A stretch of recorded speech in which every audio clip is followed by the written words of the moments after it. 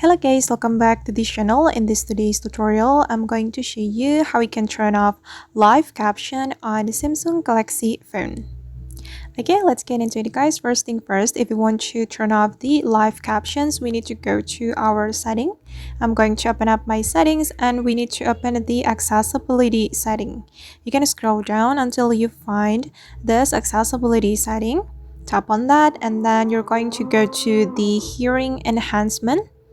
Okay, and you can turn off the live caption right here. As you can see now, my live caption is active and I'm going to turn it off.